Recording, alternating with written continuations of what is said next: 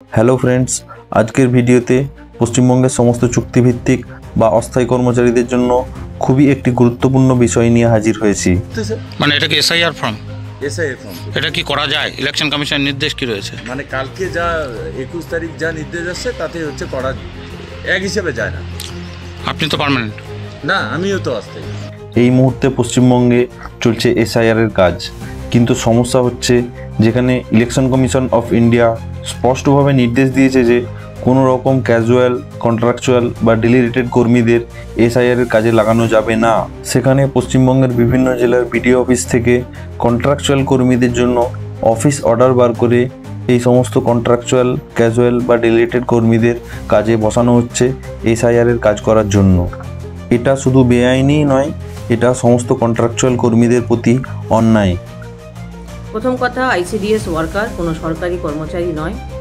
ECI election commission of ইন্ডিয়ার নির্দেশ আছে যে সরকারি কর্মচারীদের দিয়ে এসআইআর এর কাজটা করাতে হবে, কিন্তু অনেক ক্ষেত্রে, যেমন আমার মতো, আমিও একজন অঙ্গনওয়াড়ি ওয়ার্কার, আমাকেও বিএলও ডিউটি দেওয়া হয়েছে।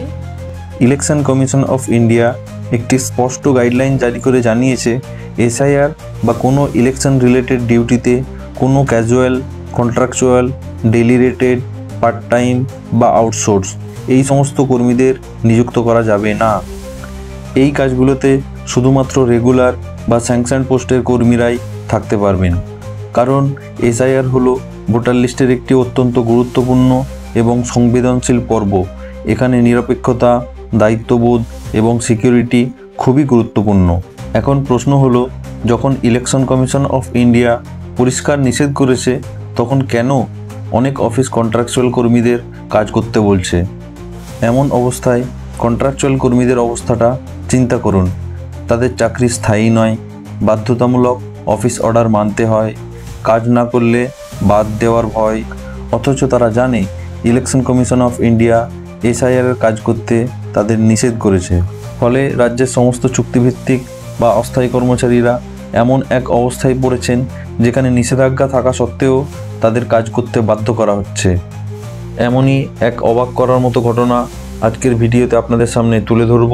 কমিশনের নির্দেশিকা রয়েছে, কিন্তু সেই নির্দেশিকাকে থোড়াইকে খোদ বিডিও অফিসে এসআইআর ফর্ম ডেটা এন্ট্রি করছেন কারা? অস্থায়ী কর্মচারীরা। টিভি9 বাংলার ক্যামেরা, আমরা পৌঁছে গেছিলাম সেখানে এবং আমাদের ক্যামেরা দেখতেই পালানোর চেষ্টা করলেন তারা। ছবিটা ভালো করে দেখুন, টিভি9 বাংলার এক্সক্লুসিভ ছবি, যেখানে অস্থায়ী কর্মীরা তারা কাজ করছেন, তারা ডাটা এন্ট্রি করছেন, এসআইআর ফর্ম ডাটা এন্ট্রি করছেন অস্থায়ী কর্মচারীরা। খোদ বিডিও অফিসে এই ঘটনা চলছে। আমাদের ক্যামেরা, টিভি9 বাংলার ক্যামেরা যখন সেখানে পৌঁছয়, সেই ক্যামেরা দেখে পালানোর চেষ্টা করে তারা। চাঞ্চল্য ধূপগুড়িতে। নির্বাচন কমিশনের নির্দেশিকা অমান্য করার অভিযোগ বিজেপি। কি কাজ করছেন আপনারা? কি কাজ করছেন? কমিশনের নির্দেশ, কোনোভাবেই এসআইআর এর তথ্য অস্থায়ী কর্মচারীদের দিয়ে ডাটা এন্ট্রি করা যাবে না। সেই নির্দেশিকাকে অমান্য করেই ধূপগুড়ি বিডিও অফিসে চলছে ডেটা এন্ট্রির কাজ। ছবিটা দেখুন। Permanent staff? কি কাজ করছেন আপনারা? কি কাজ করছেন এই এসআইআর এর ফর্ম নিয়ে?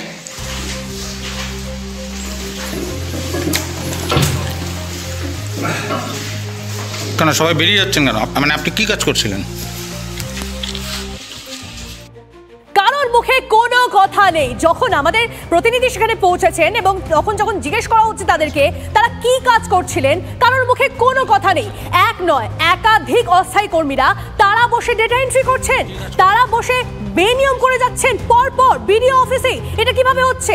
কমিশনের নির্দেশ রয়েছে, সেই কমিশনের নির্দেশকে তোয়াক্কা না করে এভাবেই ধূপগুড়িতে চাঞ্চল্য, কারণ তারা অস্থায়ী কর্মীরা বসে ডেটা এন্ট্রির কাজ করছেন। কি কাজ করছেন আপনারা? কি কাজ করছেন এই এসআইআর এর ফর্ম নিয়ে?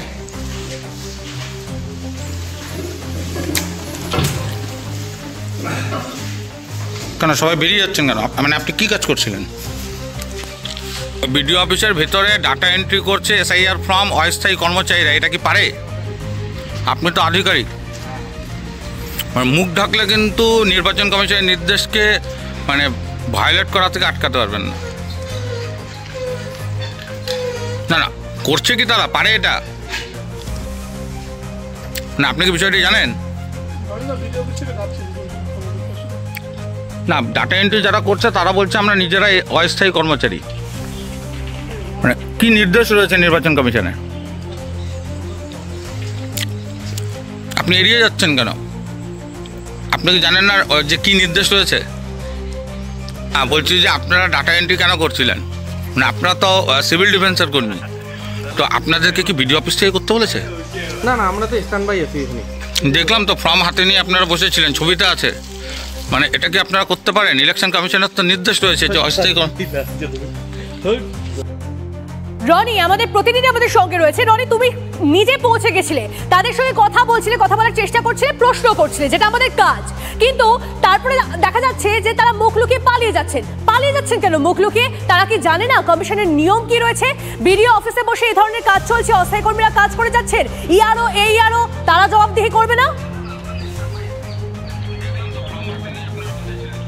দেখো তন্ডিষ্টা, একদমই তাই, তারা পালিয়ে যাচ্ছে। এটা তো পরিষ্কার যে তারা নিশ্চয়ই জানেন যে নির্বাচন কমিশনের তরফে গতকালকে সমস্ত জেলা এআরও কাছে কিন্তু এই চিঠি পৌঁছেছে, নির্দেশিকা পৌঁছেছে যে অস্থায়ী কর্মচারীদের কোনোভাবে এসআইআর ডাটা এন্ট্রির কাজে ব্যবহার করা যাবে না।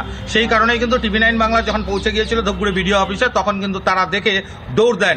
স্বাভাবিকভাবে এই ঘটনা নিয়ে কিন্তু ইতিমধ্যে বিজেপি সুর চড়াতে শুরু করেছে। তারা অভিযোগ করেছে যে তথ্য পাচার হতে পারে এইভাবে, কারণ যেভাবে অস্থায়ী কর্মচারীদেরকে ব্যবহার করা হচ্ছে এই ফর্ম অর্থাৎ এসআইআর ফর্মের ডাটা এন্ট্রির জন্য, তা কিন্তু কোনোভাবেই করতে পারেন না নির্বাচন কমিশনের নিয়ম অনুযায়ী। তারপরেও বিডিও অফিসের ভেতর একেবারে বিডিও অফিসের যে চেম্বার, তার যে দপ্তর, তার ঠিক পেছনের যে হলঘর রয়েছে, সরকারি হলঘর, বিডিও অফিসের চত্বরের ভিতরে এইভাবে কিন্তু নির্দেশিকাকে অমান্য করা হচ্ছে। তার মানে যে নিজে খোদ বিডিও জানেন এবং তারপরেও তারা ইচ্ছাকৃতভাবে এই নিয়মকে ভাঙছেন, যেমনটা অভিযোগ করেছে বিজেপি। এবং সেই বিডিও অফিস চত্বরের মধ্যে রয়েছে মহকুমা শাসকের দপ্তর, অর্থাৎ দুজন আধিকারিক সেখানে রয়েছেন যারা ইলেকশন পরিচালনা দেখে থাকেন সব সময়। বিডিওর সঙ্গে কথা বলা সম্ভব হয়েছে? তার কাছে কোনো প্রশ্নের উত্তর আছে?